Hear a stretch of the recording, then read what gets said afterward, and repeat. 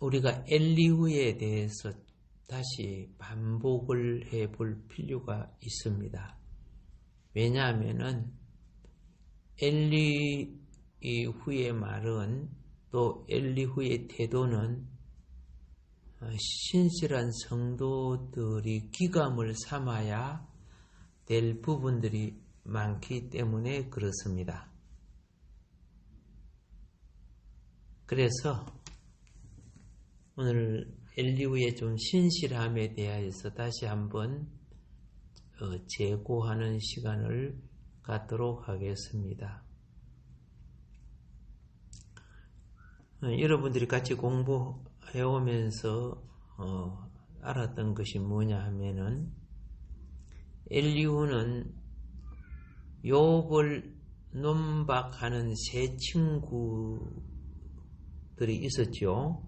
나이 많은 세 친구들이 욥을 논박했는데 엘리후는 그들의 논리에 동조하지 않았다는 것을 말씀드렸습니다. 그 앞에 장 32장에서 이미 욥의 친구들에 대하여 엘리후가 말한 것이 있어요.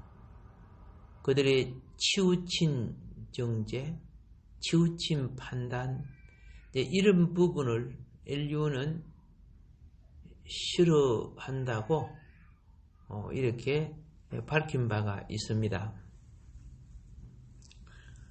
그 친구들이 왜 그렇게 했어요? 실제가 아닌 것을 가정적으로 생각해서 판단했잖아요. 자기 스스로. 그래서 사람들은 실제가 아닌 것을 생각해가지고 판단하는 걸 소설 쓴다 그러죠. 예. 근데 그런 것을 엘리후가 참 싫어했다는 것을 우리가 봅니다. 그래서 엘리후가 욥을 대하는 방식은 욥의 친구들이 욥을 대하는 방식과 완전히 뒤집어져서 새로운 방법으로 말하는 것인데 우리는 이런 부분에 대해서 많이 배워야 되고 또 사용할 줄 알아야 된다는 것을 생각해 봅니다. 그래서 우리가 앞으로 좀 더 전진하기 전에 우리는 엘리후는 말하기 전에 이미 준비한 심령의 자세를 가졌던 사람이죠. 무엇이든지 준비가 잘 돼야 실제가 하자가 생기지 않아요. 근데 준비를 잘못해 놓으면은 많은 일이 실제에 하자가 생겨요.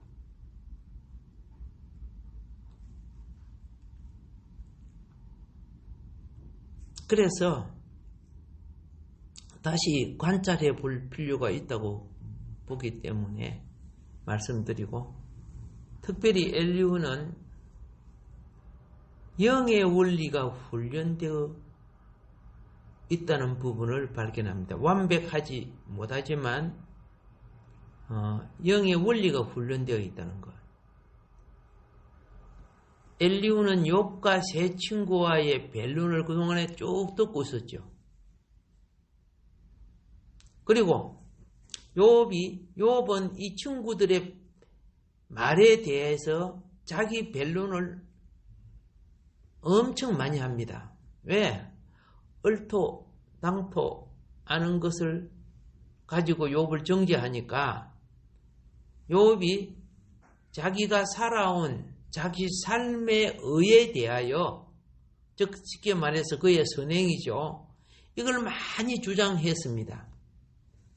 그런데 이제 여기서 우리는 엘리후가 욥에 대해서 뭘 봤느냐 하면은 욥이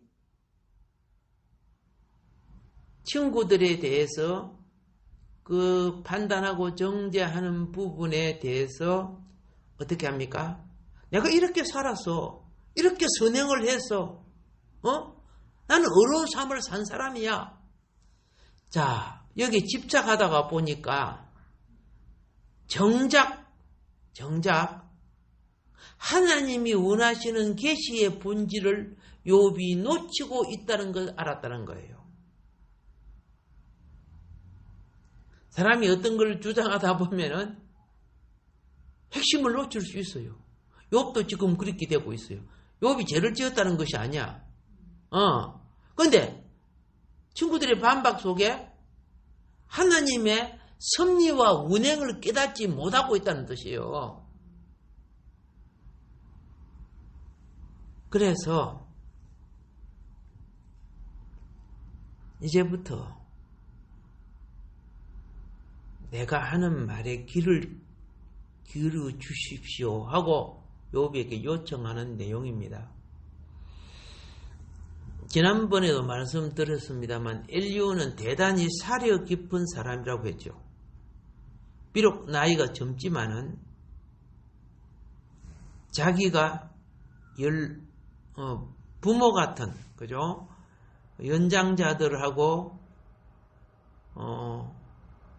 같이 있지만은 그들의 수많은 말 속에 변론에 개입하지 않고 끝까지 참고 들었던 사람. 대단한 인격이죠. 우리는요, 어떤 이야기를 하다 보면은 이 사람하고 나하고 이야기하는데 그 옆에서 듣고 있다가 막 말을 막 하고 막 개입을 해버려요. 복수하고. 또 공적인 어떤 이야기를 하는데 그거 듣고 있다가 그러면 제가 푹 나가서 말을 해버려요. 그럼 안 되는 거예요. 그럼 진짜 예의 없는 거 아닙니까? 근데 엘리후는 그 긴 시간 동안에 어른들의 말을 끝까지 듣고 가만히 있다가 시간에 공백이 오니까 내가 한 말씀 드리겠습니다 하고 이제 나선 거예요. 그 대단한 인격이죠. 그렇죠? 그래서 자기가 부득이 지금 해결되지 않는 욥의 친구들과 욥 사이에 다들 열심히 말다툼하고 논쟁하다가 다 그냥 풀이 죽어서 기력을 다해서 이 상당한 시간이 흐를 때 엘리후가 살며시 자기가 부득이 이 변론에 개입을 하는데 특히 누구에게 이야기하고자 했느냐? 욥에게 자기의 충고를 경청해 주실 것을 구하는 그런 조심성을 보여주고 있어요. 자, 엘리후의 이런 요청은요, 우리가 몇 가지 어떤 회의를 하던거나 어떤 일을 모임에 이야기를 할 때, 또 어떤 학술적인 논쟁이나 어떤 일에 대한 변론을 우리가 임하게 되면은 자기의 태도를 말함으로써 엘리후처럼 욥의 양해를 구해냈다고 말입니다. 욥의 양해를 구해요. 이러한 것은요, 모든 사람들에게 있어서 말할 수 있는 자격자가 되는 모범이 되는 거예요. 말할 수 있는 무엇이 되는 자격대가 되는 모범이 되는 거예요. 그런데 남들이 이야기하는데 쑥 들어가서 말 푹푹하고 그러면 안 됩니다. 꼭 할 말이 있으면 제가 말씀 한 말씀 드려도 되겠습니까? 양해를 구해야 되는 거예요. 아시겠어요? 그 태도를 보면은 그가 말 안 해도 저 사람은 인품이 됐구나. 우리는 알 수 있죠. 그래서 하나님의 말씀을 증거할 수 있는 사람은 어떤 태도의 사람이어야 하는가? 엘리후를 통해서 우리를 교훈하고 있다는 거예요. 누구를 통해서? 엘리후를 통해서. 나이 어린 이 엘리후는 사회적 위엄이나 건설을 가진 사람이 아니야. 그렇다고 많은 돈이나 재산을 가진 사람도 아니라. 그러니까 자신의 위엄이나 건세로서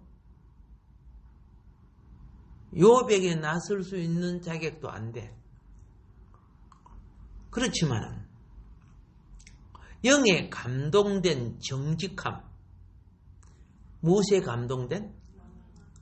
여러분, 영에 감동된 정직함과 자기 의를 나타내고자 하는 정직함은 전혀 다른 부분이에요. 자기 의를 나타내는 정직함은 손이 안으로 굽는다고 자기 가치 주장이 있거든요. 저 국회 서로 회의하는 거 보세요. 전부 자기가 옳다예요. 보세요. 전부 자기가 어렵고 옳다 그래요. 정말 웃겨요. 상대를 도무지 인정 안 해주려고 그래요.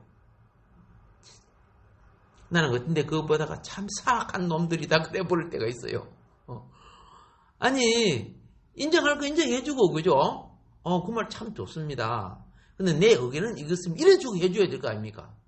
근데 상대는 무조건 깔아 없애려고 그러는데, 국민을 바보로 아는 것 같아요. 국민을 갖다가 아주 수준 없는 사람들을 앉혀놓고 그 앞에 자기 무엇을 나타내려고. 이런 의견들이 뭡니까? 팽가르기. 국민은요, 내가 누구를 지지한다. 무조건 그 사람 말이 맞고 그 사람 지지하게끔 만드는 거죠. 분별력도 없게 만들고. 자, 그래서 충만한 진실함으로 영에 감동된 정직함과 심령에 충만한 진실. 알겠죠? 심령에 충만한 진실함으로 자신의 의견을 지금 제시하려고 서두를 꺼냈던 것입니다. 그래서 이제 33장 1절 한번 볼까요? 그런즉 욥이여 내 말을 들으며 내 모든 말에 귀를 기울이기를 원하노라. 자, 표준 세번역은 이렇게 합니다. 욥 어른 부디 내가 하는 말을 잘 들어주시기를 바랍니다. 내가 하는 말 한마디에 귀를 기울여 주시기를 바랍니다. 이렇게 기록하고 있어요.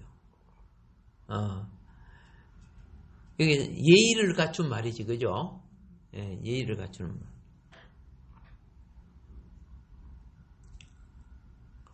표준 세번역은 또 이렇게 말합니다.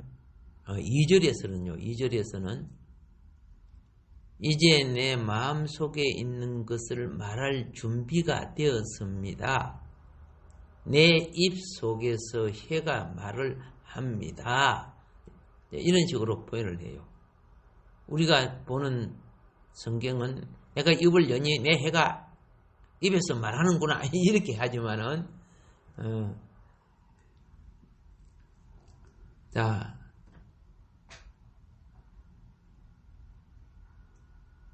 이 말은 내가 새롭게 말합니다. 그러니 내 말을 들으며 나의 모든 말에 귀를 기울여 주십시오. 이 말입니다. 예. 엘리후는 신중하게, 그죠? 신중하게 입을 열어 하나님의 관점을 말해내고자 한단 말이에요. 무슨 관점? 하나님의 관점. 친구들은 막 자기 나름대로 옳은 말을 했는데 전부 다 자기 주장, 자기 판단, 자기가 가정적으로 생각했던 그걸 주장했어요. 근데 엘리후는 자기 속에 마음에 가득 찬 욕심, 고집, 탐욕 아닙니다. 순수한 영에 의해서 말을 하고자 했다는 그 말입니다. 지금 욥이 처해 있는 이 현장은, 지금 욥은요 생사의 기로에 있는 사람이에요. 굉장한 위기 속에 있는 사람이에요. 이때 말하는 사람은 아무자 나와서 말하면 안 되잖아요. 너나 나나 와서 한마디씩 하고 그러면 안 되잖아요. 지금 여기 온 사람들이 다 신앙하는 사람인데도 그렇게 차이가 나요. 나름대로 신앙을 생활을 오래 하고 하나님 말씀을 많이 가진 사람인데도 그렇게 차이가 나요.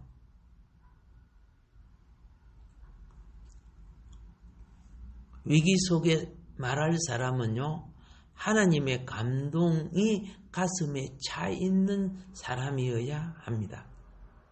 하나님의 무엇이? 감동이 어디에? 가슴에 차 있어야 돼요. 엘리후는 욥과 그 세 친구들을 향하여 마음이 막 감동이 되고 막 불일 듯 일어나는 것이 뭐냐? 그들은 많은 말이 가정법이거든, 가정법. 실제도 아닌 것을 소설 쓰듯이 말을 했기 때문에. 그런데 엘리후는 욥과 그 친구들에게 진리를 증언하고 싶어. 참을 말하고 싶어. 그래서 그것이 마음속에 막 감동이 되는 거야. 감동이 되는 거야. 내가 입을 여니 내 혀가 입에서 동하는구나. 입만 열기만 하면 그동안에 안에 새 가죽 푸도에 새 보조도가 들어서 바로가 되어 있는 것처럼, 여러분 이런 거 있잖아요. 맥주병이라든가 이런 거 툭 따면 팍 하고 막 솟아나오죠.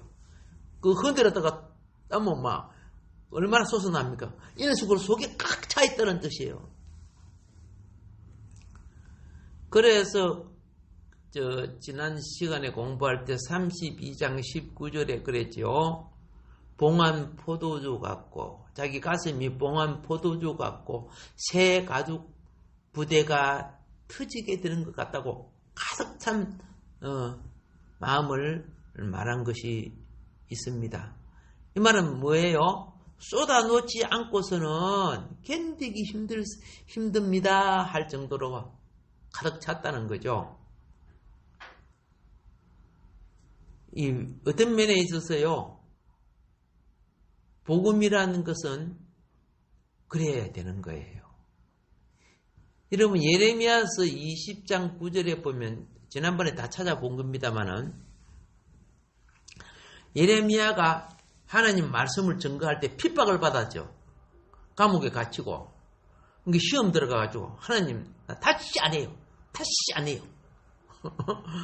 그래가지고 지금 말해서 방구석에 들어가가지고 저 사람들 꼴도 안 봐. 그래가 있는데 속에 가슴이 막 차오르는 거예요. 견딜 수가 없는 거야.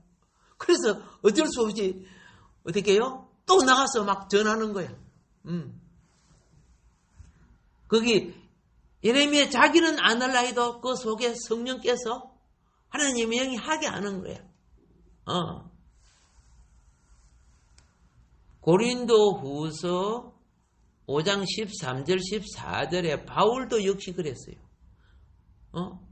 바울도 그런 사명과 영이 있었기 때문에 그랬고, 사도행전 4장 20절에 보면은 베드로, 요한, 야고보 이런 사도들이 핍박받았어요. 그래서 채찍에 맞고 두들겨 맞고 그래서 다시는 예수 복음 전하지 말라고. 그렇죠? 그러니까 뭐라고 했습니까? 아이고 이제 안전할게요. 그래서요. 예. 우리는 보고 드는 것을 말하지 아니할 수 없다. 그 예루살렘 공회 앞에서 한 말이에요. 공회가 뭐입니까? 재판소죠. 재판. 앞에서 말 잘못하면 잡혀 들어가는데도 탁 합니다. 심령이 무엇이 역사하고 계시니까? 그렇지요. 하나님이 영이 역사하시니까. 여러분, 그래서 우리는 어떤 문제가 생기면요, 말로 이론으로 아무리 이야기해도 지식은 능력이 없어요. 영이 역사해야 나타나는 거예요. 한 예를 이야기할게요. 자일이라는 나라가 있죠. 조그마한 나라죠. 예. 한 어린 고아 소년이 부모도 없어. 고아야. 그런데 왕따를 어디 가도 왕따를 당해. 일도 안 시켜주고 직장도 들어갈 수 없고. 왜? 얼굴에 보기에 흉한 반점이 큰 게 붙어 있어요. 그게 자꾸 커져가는 것 같아. 사람이 커지니까 따라 커지는 거 잘 몰라도. 그러니까 심각한 회의를 가져요. 나 죽어야 되겠다. 내 죽어야 되겠다. 그런데 어느 날 우연찮게 예배 드리는 집회, 일종의 부흥 집회와 같은 곳입니다. 참석을 했는데 어떤 강사님이 한 사람은 스포츠계 과거에 스포츠계에 유명한 분이었고 한 사람은 미스 코리아에 대해서 여왕으로 뽑힌 여자였어요. 근데 이 두 사람이 간증을 하는 걸 들어요. 한 사람은 자기의 육신의 힘과 재주로 돈도 많이 벌이고 잘 살아서,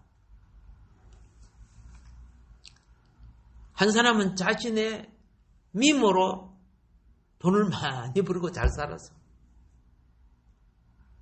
근데 그들의 이제 간증을 들으면서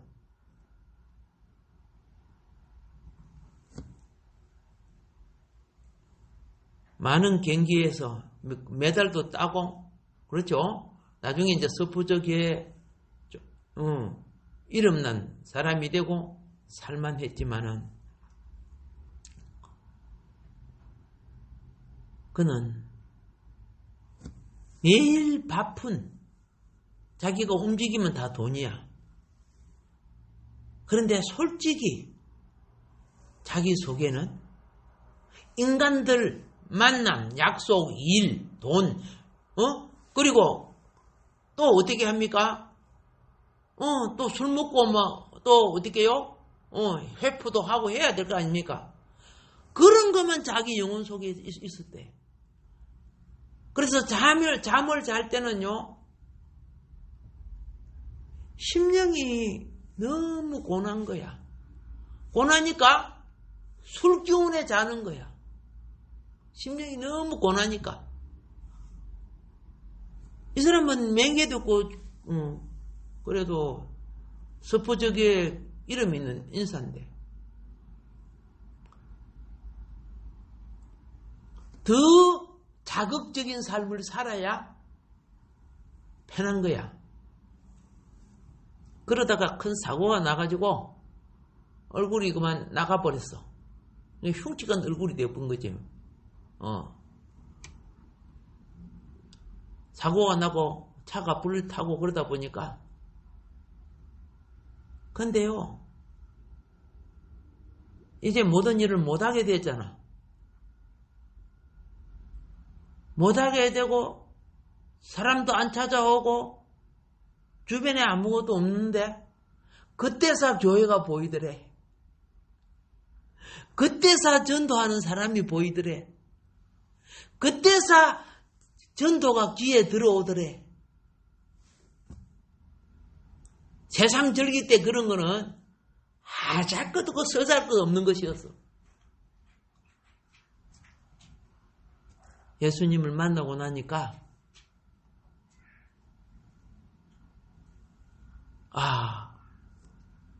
지나온 세월이 내 영혼이 준비되지 않는 허탄한 인생을 살았구나. 그래서 죽을 수밖에 없는 자기가 살아난 것도 기적이지만은 이제 인생 끝장인 줄 알았던 나에게 세상 것에 마음 빼앗기지 않으니까 하나님께 기도할 수 있고 예배할 수 있고 영적 세계가 무엇인가를 점점 알아가기 시작하는 거야. 얼마나 세상 것은 많이 가져도 결국은 죽음으로 끝나요. 그런데 영혼이 준비되는 그 엄청난 세계를 알고 내가 이 엄청난 축복을 놓칠 수가 없다. 내 얼굴이 반반하고 잘 때 있었더라면은 죄를 몰랐을 거야. 다치고 모든 걸 잊어버리고 나니까 하나님 만남의 기회가 왔다는 거죠. 역시 미스 코리아 출신 모델이 되기도 하고 돈도 많이 벌고 여러 남정네의 유혹도 받고 날마다 예쁘게 꾸며야 인기가 기분이 나빠서 웃어줘야 되고 매일 아름다운 옷을 치장해야 됐던 그가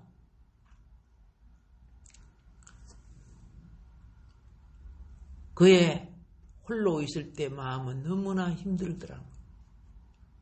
수많은 사람을 만나고 수많은 그죠? 손님들과의 관계 속에 있지만은 정작 자기 영혼은 너무 고래서 나중에는 술이 아니야 마약을 먹을 수밖에 없었다는 거죠.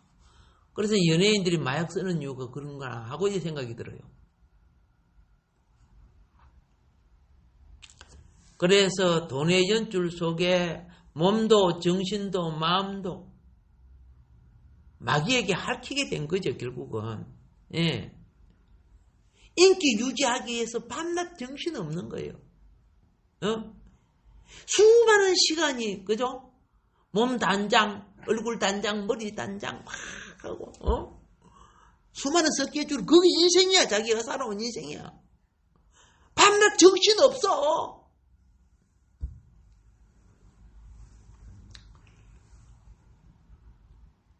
그런데 예수님을 만나고 난 후에 잠 못 자고 맨날 그 마약이나 술을 해야 잠을 자는데 이렇게 내가 잠이 달고 이렇게 편안할 줄 몰랐다. 이건 무엇으로도 할 수 없는 거다.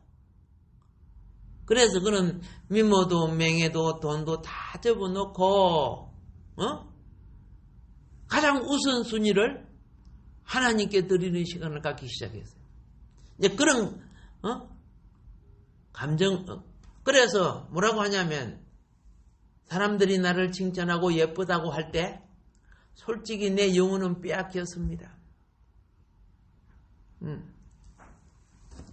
내가 스포츠계에 뛰어난 메달리스트고 훌륭하다고 할 때 실질적으로 내 기업은 없었습니다. 그러나 오히려 이 얼굴 대고 이런 삶 속에 예수를 만나니까 진짜 보화가 이 속에 있다는 걸 알았습니다. 많은 돈 있는 사람들이 공격을 당하고 많은 예쁜 사람들이 강간을 당하고 옛날에 그랬죠? 예. 많은 괴롭힘을 당했어요. 그런데 내가 이렇게 되니까 누가 자기 안 쳐다보잖아. 이때 이 말을 가만히 듣고 있는 얼굴에 그죠? 흉한 반점을 가진 이 고아 소년이 저분들은 사람에 시달렸구나. 나는 사람이 차버리는데. 그분이 말하는 결론이 뭐냐면은 사회에서 소외됐다고 슬퍼하지 마세요. 사람이 오히려 그런 사람들은 마음의 보화가 빼앗기지 않는 큰 보물을 마음에 간직하고 있습니다. 어머, 내가 큰 보물을 간직하고 있다고? 그래서 예수님을 사랑하게 됐고, 남의 방해를 받지 않는, 그렇죠? 내가 검은 보화를 가지고 있어도, 저 훔쳐가게 생겼네. 예를 들어서, 훔쳐갈 생각 안 하잖아요. 누가 와가지고, 나를 괴롭히지 않는 거야. 내가 이처럼 자유를 누렸는데, 사람 안 알아준다고 내가 인생을 살까 말까 했구나. 여러분, 예수님이 계시니까. 그렇죠? 비록 자기는 사회적으로 지위가 고하죠. 부모도 없지요. 예, 가난한 자지요. 그렇다고, 간판이라도 좋아? 안 그렇잖아. 그런데 성령님을 모시고 예수님을 모시고 나니까 어떻게 해요? 주님과 가까이 하는 시간이 많아지고 말씀을 많이 보는 시간이 많아지고 기도 많이 하는 시간이 많아지고 교회 봉사하는 시간이 많아지니까 나중에 어떻게 돼요? 그 사람이 찬양 인도자가 되고 성경 교사가 되고 어느 날 하나님이 종이 되어 부르는 거예요. 은혜를 받은 사람은 껍데기 보고 안 모여요. 그렇죠? 그 사람 속에 나타나는 그리스도의 보배를 보고 모이는 거예요. 아멘. 자, 우리 3절 말씀 한번 봅시다. 3절 시작. 내 마음의 정직함이 곧 내 말이며 내 입술이 아는 바가 진실을 말하느니라. 이렇게 됐죠. 자, 바른 성경은 이렇게 합니다. 내 말이 내 마음의 올바름을 나타내며 내 입술이 아는 것을 진실하게 말할 것입니다. 이런 뜻이거든요.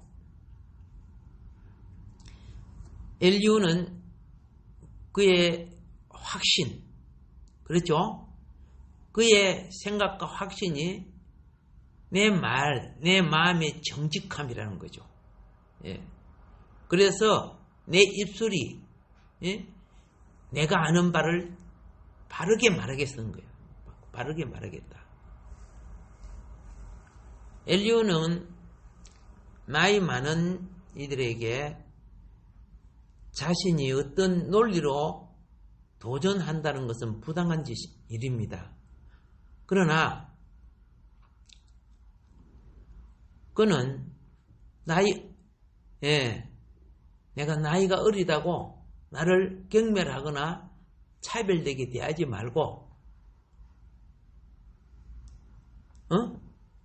대등하게 여기다라는 뜻으로 6절에 보면은 욥도 흙으로 만들어지고 나도 흙으로 만들어졌다는 그 대등성을 갖다가 제시하는데 이따가 이제 설명하도록 하고요. 고난의 현장에서 말 한마디가 사람을 파괴할 수 있고 사람을 살릴 수가 있어요. 고난의 현장에서 말 한마디는 굉장히 중요합니다. 그래서 이 좌절한 사람이 예? 내가 어떻게 살까? 그래서 한강 다리 옆에 딱 가니까 뒤에서 마귀가 뛰내려. 그럼 네 인생 편해져. 왜 그렇게 고생스럽게 살아? 그래 뛰내려 죽어버리는 거야.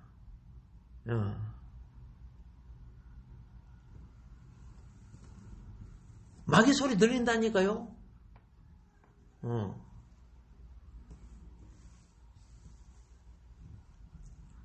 그래서 이 고난의 현장에서 말한다는 것은 영을 따라 정직과 진실로 말하는 자가 말을 해야 됩니다. 그리고 공정한 대화를 위하여서는 대등성이 있어야 됩니다. 이건 나이와 상관없이 말을 편하게 주고받을 수 있는 대등성이 있어야 된다. 그 말이에요. 근데 보세요. 상대가 왕이고 밑에 신하면 말이 안 되죠. 대등성을 가질 수가 없어요. 대등성이라는 것은 그겁니다. 팽팽한 그릇에 그죠? 그게 물이 주어지면 골고루 물이 퍼져야 되죠. 근데 그릇이 막 올라갔다 내려갔다 쭈글쭈글 하면 물이 골고루 퍼질 수가 없어요. 그래서 그 골고루 영향을 끼칠 수 있기 위해서 처음에는 대등성이 필요하고 그 다음에는 그 말의 정직성과 진실성이 필요한 거예요. 정직성과 진실성.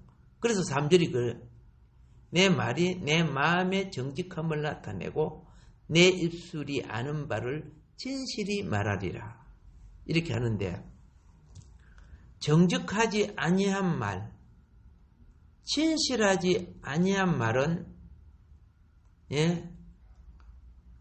그 말을 하는 사람이나 그 말을 듣는 사람 다 망합니다. 아시겠어요? 정치인이 정직한 말을 하지 않고 진실된 말 안 하니까 나라가 망하잖아요. 그리고 그 말을 듣는 국민도 망하잖아.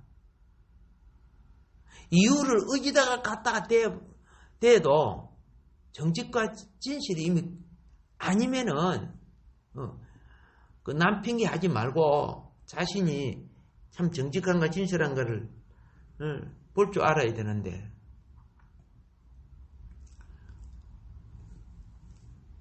말은 그 사람의 사상의 표현이기 때문에 말은 꼭 그 사람을 규정하게 되지요. 아시겠어요? 북한의 간첩을 존경한다 그러면 돼요? 그럼 벌써 그 사람 사상이 나타났죠? 그런데도 뭐 맹목적으로 따르고 지지하면 돼요? 이미 그 말 한마디면 미국이나 다른 데 같았으면 벌써 영청 간 거야. 정직은 순수해야 되고 가식이 없어야 되는 겁니다.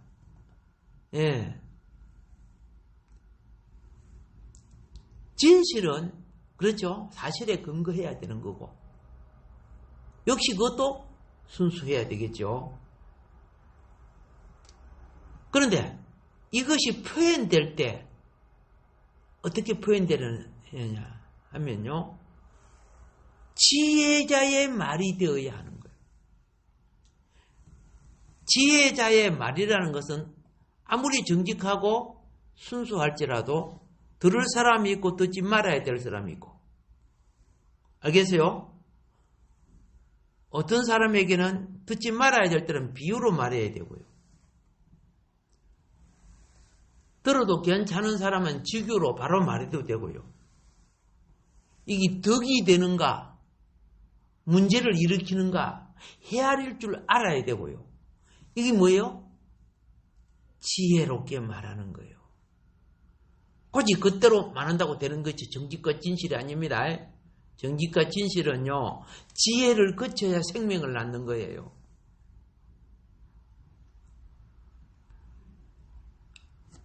여러분, 맛있는 음식을 만들기 위해서 똑같은 재료를 사둬도, 그렇죠?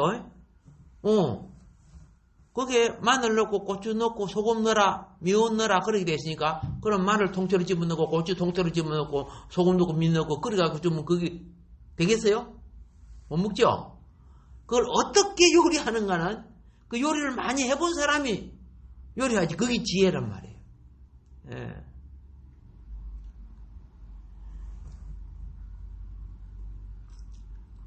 그래서 이 지혜의 말은, 정직과 진실을 담은 이 지혜의 말은요, 투명하고 단순합니다. 예. 그렇기 때문에 듣는 이들이 맑고 밝게 아는 거예요. 애매하지 않아요. 그런데 가끔 우리 정치라든가 이런 데 말을 하면 애매한 말을 하는 거야. 아니, 분명히 잘못해놓고도 대답 안 해요. 잘못한 거는. 그건 분명히 잘못한 거지. 그러면 아니면 안 이렇게 해야 될 거 아니야? 대답 안 해. 그 남 잘못한 건 그냥 끄집어내가 또 막 하고 그래요. 자, 대화가 진리로서 이루어지지 아니하면 그거는 한마디로 면 협잡입니다. 협잡. 협잡꾼들의 협잡하는 소리와 같은 거예요. 나라 일을 하는, 나라를, 국민을 대표하는 자들이, 협잡꾼들이 모여가고 협잡하는 짓을 하면 되겠어요?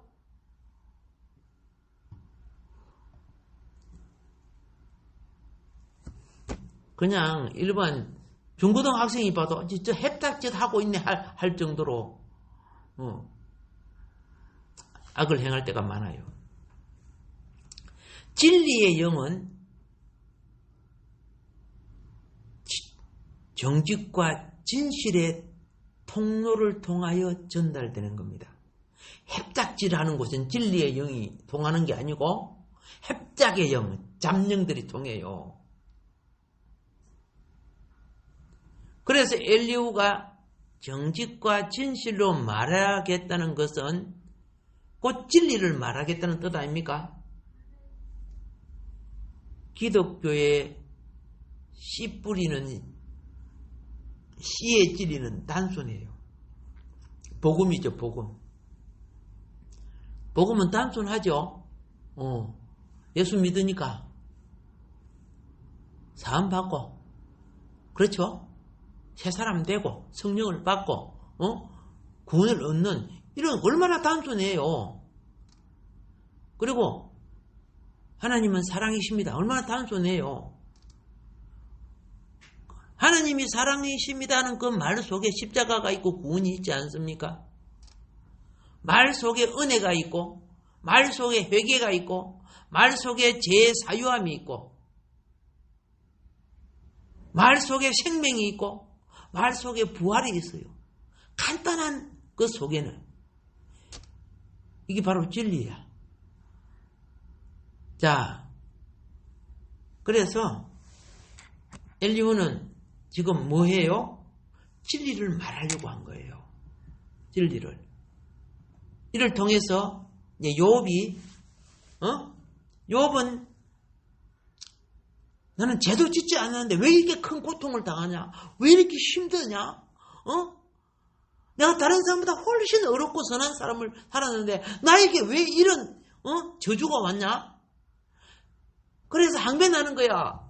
하나님, 나 참으로 바르게 살지 않았습니까? 정직하게 살지 않았습니까? 그거 자꾸 항변하다 보니까 엘리후가 한번 보니까 본질을 좀 못 보고 있는 거야. 그래서 여기에 대한 중개자로서의 역할을 하기 위해서 누가 등장했다? 엘리후가. 아마 하나님이 보내신 것 같아요. 등장했어요. 완전하지는 못하지만은. 그래서 이제 이 부분에 대해서 또 다음 시간에 이어서 말씀드리도록 하겠습니다. 자, 오늘도 우리를 복 주시는 하나님의 사랑으로 살아가기를 주님 축복합니다. 다 같이